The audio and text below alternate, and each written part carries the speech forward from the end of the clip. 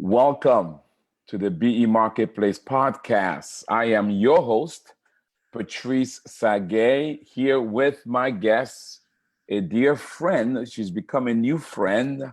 Haven't met her physically, but I've known her virtually. Susan Schamm. Susan, welcome to our podcast. Well, thank you. It's fun to Well, be here. Susan, first of all, I want to thank you because you're one of those who stepped up early and became a sponsor for an entrepreneur as we launch our sponsorship initiative to bring biblical entrepreneurship throughout the globe. So Phil, I want to thank you for that. Well, thank you for allowing me to be part of your movement. Yes. Susan is the founder and principal of Go-to-Market Impact. Did I say it right? Right. And so Susan, before we get into our discussion today, let's make sure our audience understand exactly what Go-to-Market Impact is.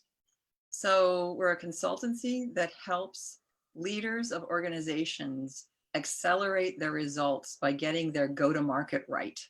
And when I talk about go-to-market, a lot of that is the difference between a good idea and getting it actually executed. So it's aligning all the resources, both yours and your partners, to get a new strategy or a new initiative accomplished. So it's more than just, when we hear go-to-market, I'm sorry, go ahead, say it again. More than marketing is the common misperception is that going to market is the same as marketing, and it's much broader than that.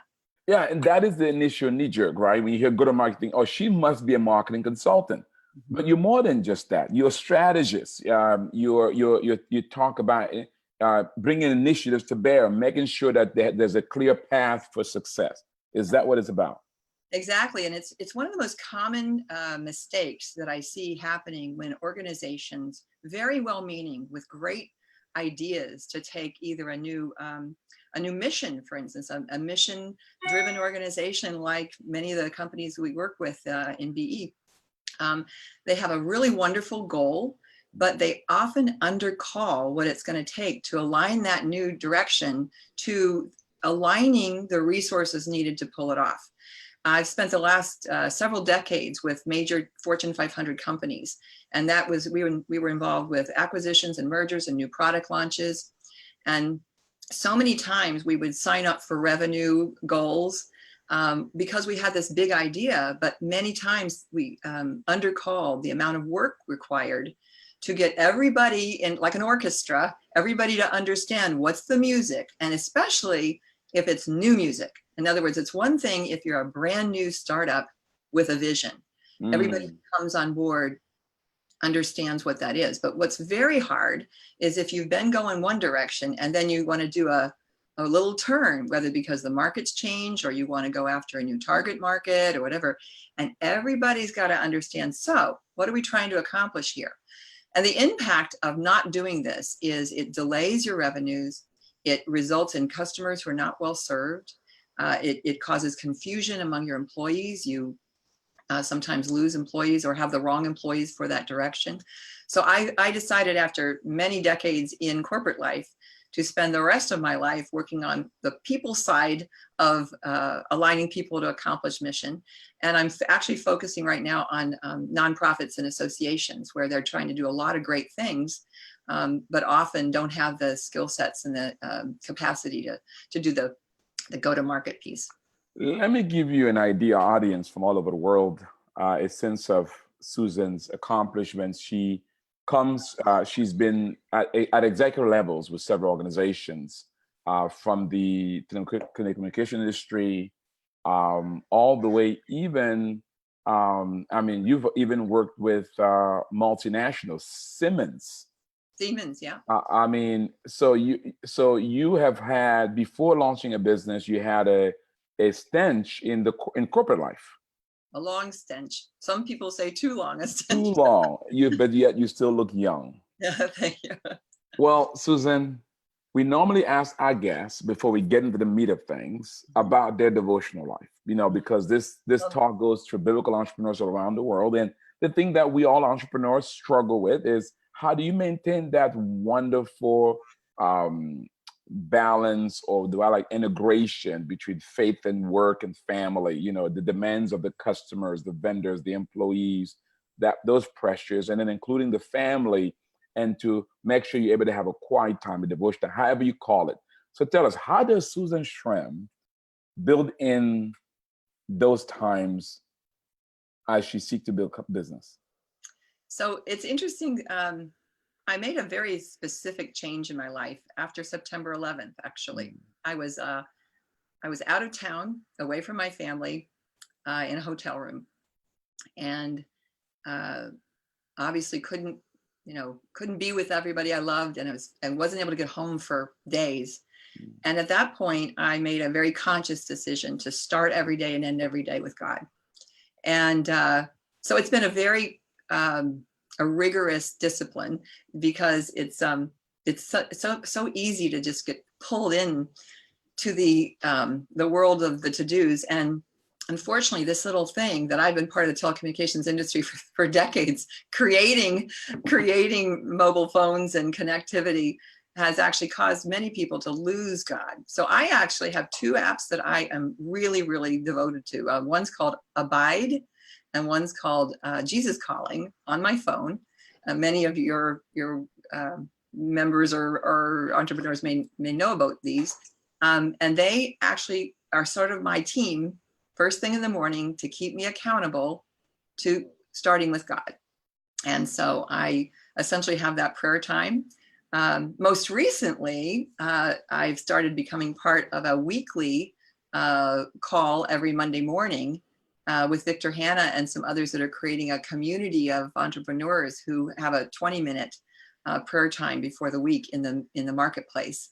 But I really feel like that commitment I made to myself, that at the end of the day, all I had was God. The world's going to fall apart, and I made my last day, I'm going to start and end my day with God. So it's been I thought it would be hard. It's actually been a joy. It's an easy thing to do. Wow. And how important has that been for you, Susan, in terms of the business and the family, your responsibilities? How critical is that to your Yeah, it's through a lot of ups and downs of career life. I've moved my family several times for my job, and it hadn't always worked out well. Some of the times we moved, the roles didn't play out like we planned. And there's been a lot of scenarios where I felt a lot of pressure. And I find that is just the food I need to allow me to keep perspective. I journal a lot. I appreciate your prayer journal for entrepreneurs. I've enjoyed that. And I feel like in some cases, just the discipline of starting with God's bigger picture is a lot like the strategic difference between a strategy and execution. And so I always sort of work with what's the big picture going on here. And it's helped me stay married. We've been married 40 years this year. And I'd say that a lot of the travel and, many marriages get really tumulted by a lot of conflict and impact it can have through two career marriages. And I feel that's been helpful. My daughter tells me that she can tell when I'm spending more time in the Bible and when I'm not. So I'd say it's been a really important part of my life.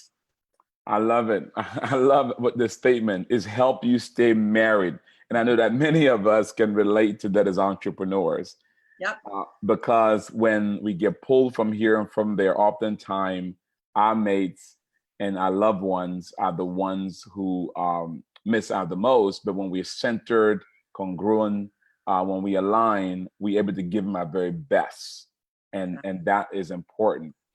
Now, we encourage entrepreneurs to have a devotional life. We think it's key and critical to the development of the entrepreneur and the kingdom entrepreneur in particular. We produce a devotional that comes out every Monday for entrepreneurs. And if you desire to subscribe to, go to our website, nehemiahproject.org, nehemiahproject.org. And right now we're in a series called the 12 Leadership Defining Moments. And this particular week, we dealt with moments when you don't feel adequate, moments of inadequacy. And so go to our website, learn more about it. Susan, let's talk about your experience with biblical entrepreneurship. First of all, how did you get to know about biblical entrepreneurship? It is a God thing. I swear it's a God thing. After leaving corporate life, I launched a consultancy and I reached out to my network.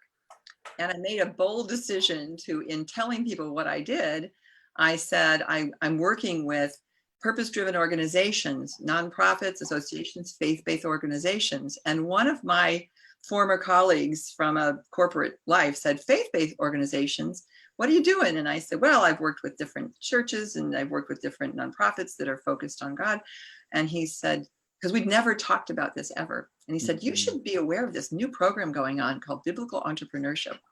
And so anyway, I ended up going through the BE executive program at a perfect time because I was really early on in my very nascent business. I mean, you serve so many people from different stages in their business. And I was really, really at the very first stage. But what a gift it was. And I was able to take part in a program that for 3 months, I had both virtual and in-person sessions. It launched my life. It helped me go from thinking I was going to sort of wing it. And the irony is everything about the BE program is a disciplined approach to go to market. That's right. What do I do? I mean, what do I do? I help other people create a disciplined approach to go to market, but I wasn't applying it to myself. Isn't that interesting? We oftentimes, as doctors, we don't heal ourselves, do we? Exactly. So I mean, I feel like, I mean, that's why not only am I a very proud graduate of the program, I am a big proponent of it. A few things that I think I didn't expect, because it has, the first thing it offers was accountability, right? Just the idea that I was telling a lot of people I was starting my own business, but when you work with a BE program, like each week, you have to define your game plan for that topic. And it was inescapable accountability. And I love that. And my team and my leaders, it was Robert and Kelly, they were just tremendous. And so that was one piece. But the idea that every single element of the program started with the biblical roots of it blew me away. I can remember one part of the course. I just had Bibles all over my bed, sitting there reading it was about marketing too. That was the funniest part. I mean, there was a topic I knew a lot about, but the idea that there was a biblical root of this. So then I wanted to know it in all the different interpretations and what did that mean in Greek? And, you know, it was just that piece of the program is so rich. So I really got a lot of it. The idea that you had to stand up at the end and share your game plan in front of an audience meant this wasn't a joke. So I just think it's a tremendous program. I believe that what you're doing is going to change the world. I love what you're doing in Haiti. I just really think this is wonderful. Well, thank you so much. You know, when we're celebrating our 20th anniversary this year of Global Impact, we're having trained 20,000 entrepreneurs around the world. We ask each of our guests, what's the one word that you would use to describe Nehemiah Project and why? What's the one word I'd use to describe Nehemiah Project? Fast start. Why? It's 2 words. It's got a dash in the middle. Right. Because I think what was amazing about it was so holistic. A lot of programs that are coaching programs tend to be looking at the business, and Nehemiah looks at the person and the relationship with God, the whole person, and what you're bringing to it as an entrepreneur. So that the game plan of what you're going to bring to the world is less about just the product and a lot about what you personally are going to bring. So when I think about the difference between the mindset that I was able to achieve in the Nehemiah approach, which was so holistic, it put me on a path of having a business owner mindset faster than I think I would have had if I would just stumbled along or just taken a random course at a time. The whole programs, all the different ongoing, I'm part of the, what's it called? The group coaching? The e-coaching. E-community, that's right. Part of the e-community course, and that's also very nice, the monthly accountability, and it forces me, I use that to force me to go look at my original goals. That's right. And it's just the idea that so many people, and I work with organizations that sort of get adrift And it sort of looks at you as a whole being, a child of God who has a purpose in the world. And then your business is a part of that purpose. And I just think it makes a huge difference in terms of your own attitude about what you're trying to achieve. Well said. Well, let's talk about your business. You know, as a matter of fact, as we talk about our anniversary celebration this year in August the 16th through the 26th in Washington, D.C., in Susan's hometown, we're going to be there with Nehemiah Week. If you want to join us, meet a number of biblical entrepreneurs from all over the world, from Europe, from Africa, Asia, of course, from D.C., Virginia, and throughout the U.S. and Latin America. Join us August the 19th through the 26th in DC at the Hyatt. And we're going to be able to celebrate Nehemiah. We're going to have a day of tour, a day of some of the conference, international competitions, investors forum. You even get a chance to see entrepreneurs raise capital by pitching to kingdom investors and a celebration banquet. And I'm hoping that Susan and her friends would get some local folks to come to the banquet with some tables. And we'll see how that goes. But Susan, let's talk about your business. So go-to-market impact. So you talked about why that was important for the entrepreneur. Let's talk about an entrepreneur listening right now, a business owner listening right now. First, who is your ideal market profile? Kind of give us a sense of who's listening, who should be aware that. Call Susan, send her an email, because what she has is for you. So I work specifically with leaders of organizations that are, designing or implementing a new strategy, who typically are between $5 and $100 million, sometimes startups, but I really find that $5 million is they've got a lot of complexity going on at that point, who are making a change in direction and candidly concerned that it's not going fast enough. I'm focusing specifically right now on nonprofits and associations or organizations that are specifically mission driven, like many of your entrepreneurs, and working with people who typically need to build a very systematic approach to their go-to-market. They recognize they have a need to get organized. They're a little concerned typically that they haven't been going as fast as they thought they were going to. And they could really welcome sort of a partner or a Sherpa going up the mountain to help them identify what are the biggest risks to their go-to-market and put in place some big, successful steps that will de-risk their plan and improve their alignment to go-to-market. I love it. So I'm a CEO, founder. I run a $5+ million organization, even lower possibly, but that's the ideal sweet spot. And I'm looking to launch an initiative, or we kind of stagnant, and I need somebody to come in and breathe fresh air to us, hold us accountable with an implementable strategy to move at the pace that I would like to see us move. Yep. Now, are these relationships a month, a year, 6 months? Tell us a bit about that. So I help people with something I call the impact methodology. It's a process that starts with an assessment of where your biggest gaps are, where your biggest risks are. And I can sometimes that's a workshop with the senior leaders. Sometimes it's a written assessment. It's an audit where I go through and work with everybody individual. From there, I build a game plan with the senior leaders, whether sometimes that's a 3-month assignment. I'm currently working with an association that actually had me lead their innovation program because it was getting stuck. And they wanted to do a whole bunch of things, and they kept, starting and stopping and starting and stopping. So I actually stepped in and became their project leader for that portion of their launch. So I also do virtual classes. So similar to what you all do with Nehemiah Project, I help a team, often might be spread across the country, around the world, who needs to come along and work as a team. And I take them through sort of what is a go-to-market. A lot of the issues that come up are silos in organizations. I mean, the most common problem is alignment of a leader with a really great idea, but their organizational teammates don't all see it the same way. And they're well-intended, but they work in silos.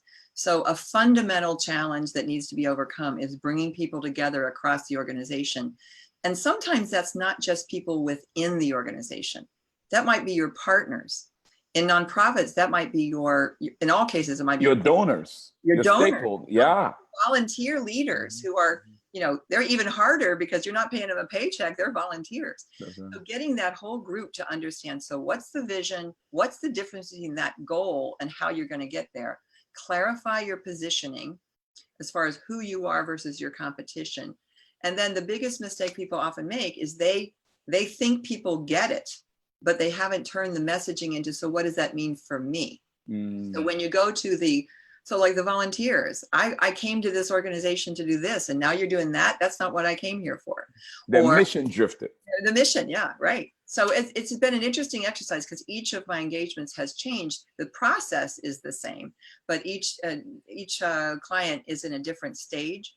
I also work with municipalities, cities that are implementing smart city strategies. And so they're working in situations where they're bringing a lot of technology to the fore. But a lot of times people involved in technology fall in love with their technology and they forget that they got to talk about the so what. And they undercall how to get their city leaders, how to get their community to know what the benefit of this is if they're going to make investments. So it's a common problem. That's the one thing I will find. A lot of leaders get depressed because they have this big idea and they go, it's just not working, and they don't get it. Why don't they get it? And a lot of what I end up doing is helping them get their point across in a way that sometimes they just weren't being heard because they didn't say it in the language of those different partners. Susan, I got an offer to ask you. We got to schedule you to be an e-community speaker next year. I wanted the learning forums. You got some good stuff.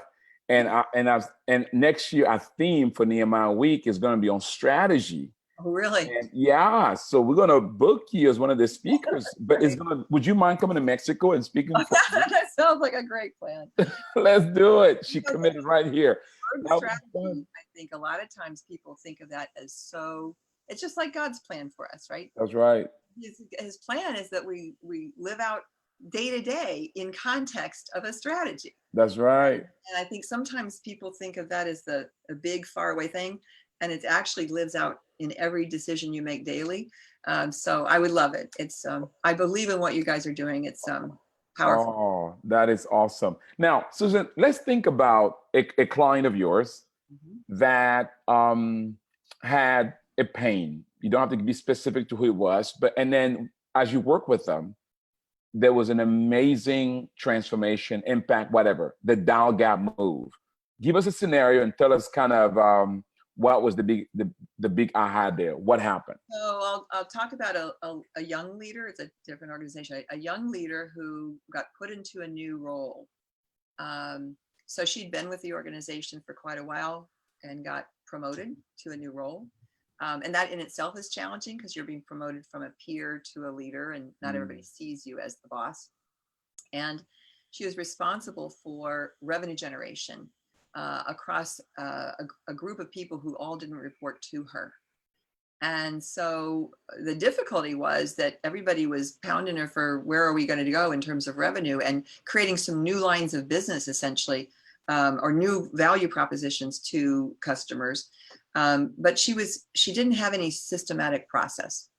So what we did was we used this assessment that I built and had everybody else on this cross-functional team be interviewed. I interviewed each of them individually so they could share where they thought things were. And then I played back the results to the whole team. So she could then become part of the team instead of always telling people here's what she needed. And then you could start to see where the gaps in understanding were, where the gaps in where people all acknowledged they couldn't do certain things that were being asked of them. And so from there, we built essentially two different dimensions. We built an outreach program to a set of target customers with them, where everybody agreed this little audience, they had to come together and agree this audience would be a worthy one to go after. And then they understood that if they were going to deliver to that audience, what was their part in it. So everything from, if you get a customer, what are we going to do the first week to onboard them? Or if you deliver. So it was a very systematic way to bring the team together. And the result was they started working as a group to go after a team instead of her as a leader sort of pounding everybody. They started seeing Mm. themselves systematically going after a market. There was buy-in. There was buy-in and there was a process. Mm. Right. So, I mean, here's a little basic thing. Customer contacts. They say, well, the fastest way you can build contacts is you talk to or build customers is if you talk to somebody, you go back to them later and check in. And they were all randomly calling people, but nobody had a common database of who were their prospects and how are they reaching them. So we just did something basic. We took all their Excel spreadsheets of contacts and put them together and started seeing them as a whole. And the second thing we did was I said, what's the scariest question that you have when we talk about this new line of business that you're not sure of? And we built answers for all the objections they were the most concerned about. Wow. And then gave them all those. If you ever run into that, here's the answer you can use. And it was amazing because that one thing extended her resources because nobody knew what to say, so they didn't say anything. And this changed the game because suddenly these were common ways to handle objections. And then they would meet and talk about, well, I ran into something I hadn't run into before. So it was really, in a way, sort of, as I say, this Sherpa helping her climb the mountain that she was confidently, but picking up the bags as a group and saying, hey, we can do this. Like, what do we need to do next? And the alignment that little team had and the confidence that she had in leading was significant.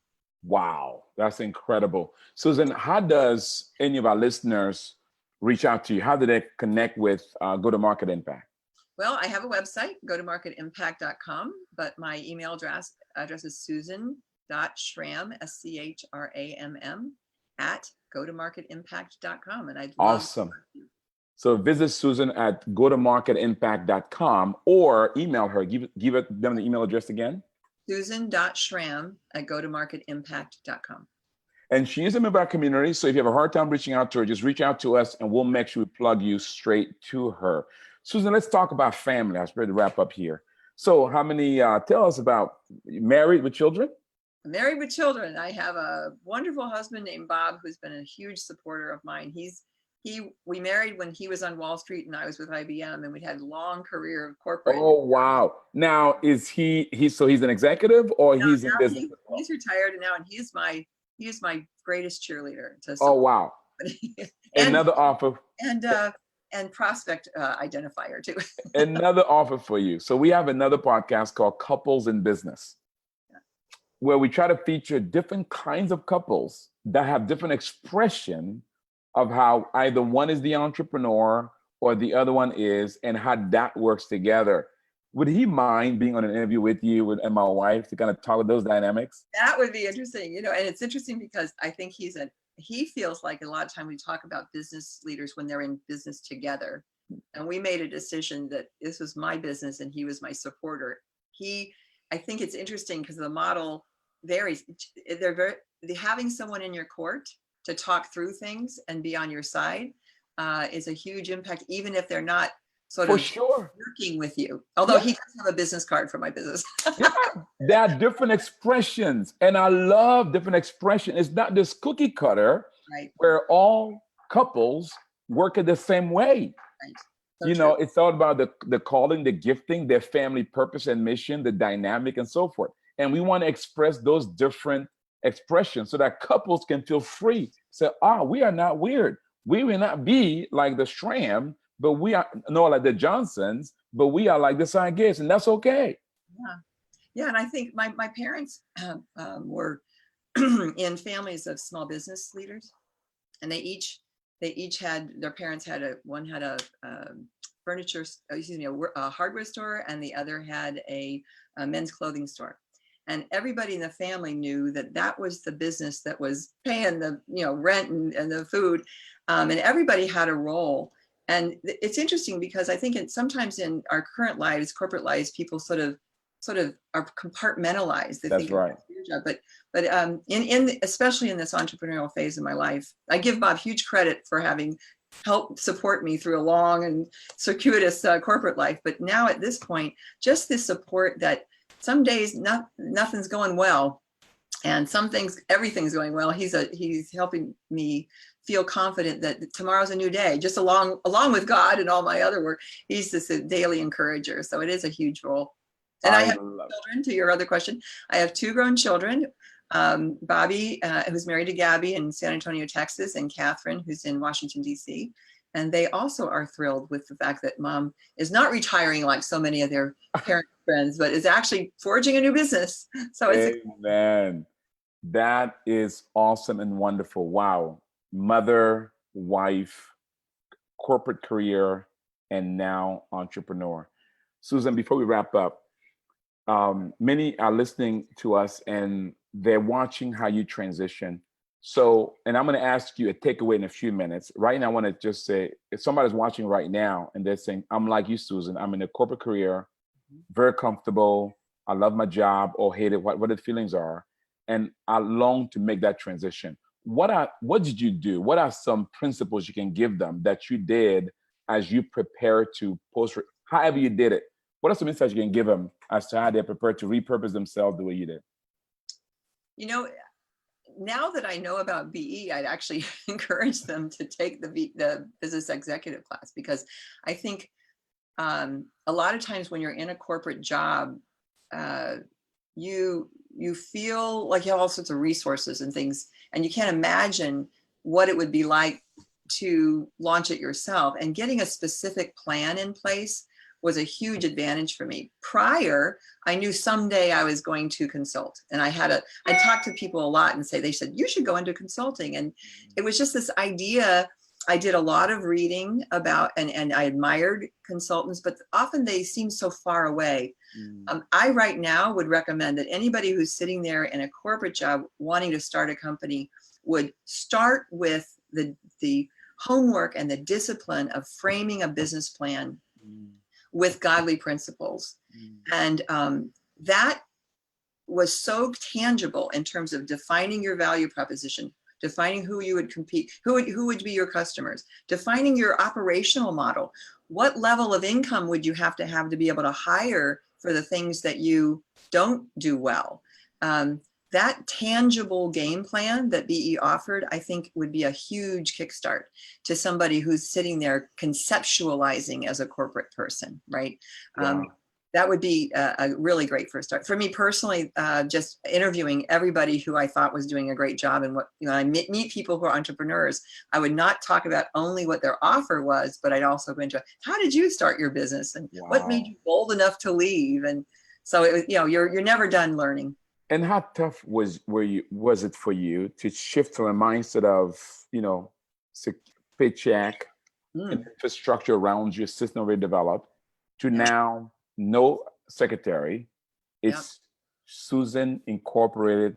She cleans the dishes, she cleans the bathroom, she answers the phone, she does everything. Yeah, I tell you, the biggest one was my first client that I had accounts receivable problems with. And I will tell you that tracking these darn invoices and figuring out which ones they paid. I remember sitting there going, I used to hire people to do this, and I'm doing this. Interestingly enough, as a result of the BE class, the two things I did that were very immediately actionable: I hired a bookkeeper, and I raised my prices, which is what Huey talked about in terms of and the value pricing model. And those two things allowed me to, okay, I should be able to pay someone to do the things that I don't do as well. And that frees me to be able to do other things. That was a huge eye opener. And that was part of the BE coaching, was like, hey, when are you going to do something about that? Yeah. So that was a big change. The other thing, just conceptually, the difference between you and the company. As an employee, you're used to having a paycheck and all the income comes to you. The idea that my business was going to invest in something, and that I had to, sometimes I would use the wrong credit card, and then my books were all goofed up because I needed to pay the company, or the company to pay me. That's right. I financed some printers on behalf of my company. That was a big learning, and that was probably the biggest graduation present for myself, was that year of hiring a bookkeeper and forcing myself every month to look at my books and figure out where was I going in terms of cash flow, and where am I going in terms of my own personal investments that might have been commingled. It was just an eye opener. Wow. These are baby steps for people who have large businesses, but but they're really good steps to make. I love it. And you'll be surprised. Some people with large businesses have no idea. Yeah, yeah, yeah. Well, especially when you put, it's these like two pockets, right? And you end up sort of not thinking of your time that way. Got it. I did do one other thing. I have a little application on my phone called Harvest that keeps track of time by client. And I have to actually put in their business development costs of my time versus the time I'm spending on a client. And it was interesting to see, and I also made a category called fun, so that when I invested in fun, I was making that conscious decision. But I think that's another example where sometimes you just don't realize that your time is an asset. And when you invest in your company versus your family, those are two different decisions. And you can time slice, but essentially those are different entities. And that's a big idea. Wow. How enriching and encouraging. Susan, one more tip I'd like to ask you. There are many people listening from all over the world, entrepreneurs at different stages. What advice would you give them as they seek to grow their business, take the next level? What go-to strategy tip you want to leave them with today? I would say alignment. So the idea is clarify your offer and your target market. But as soon as you figure out what it is you want to do for whom, then you make a big circle around that and say, who else needs to be part of this? And those people become part of your planning together. You don't do it to them, you plan with them to go serve that market. I love it. Again, for more information about Susan Schamm, founder and principal of Go-To Impact Strategies, visit her at the website. Susan, your website again? Go-to-marketimpact.com. What's the email address? Susan.Schramm@go-to-marketimpact.com. I love it. Susan, you were a delight. Thank you. We got to have you come back. Well, I look forward to seeing you in August. Yes, look forward to seeing you. I tell you, I hope you enjoyed as much as I did. Susan gave us some great tips. I love that last tip, alignment. Alignment. Who else needs to know? Oh, wow. We can all take that to the bank. Hey, we're going to have Susan back at a certain point. We're definitely going to have her featured at our learning forum next year in 2020. Because I love the things that she shares. If you want to know more about her, do visit her website. If you want to join us at Nehemiah Week, August 16 to 26, visit us at nehemiahproject.org, nehemiahproject.org, and learn about the event. By the way, if you register before June 21st, you get our early bird special. So register early to save some money. Be a good steward. Well, with that said, let me leave you with this. May the Lord bless you. And may he unveil the talents that gives his place on the inside. May you faithfully steward those talents through your business so that you may one day hear those wonderful words. Well done, good and faithful servant. You've been faithful over a few things. He will make you rule over much. God bless you. Susan, thank you so much. God bless you. Thank you. All right.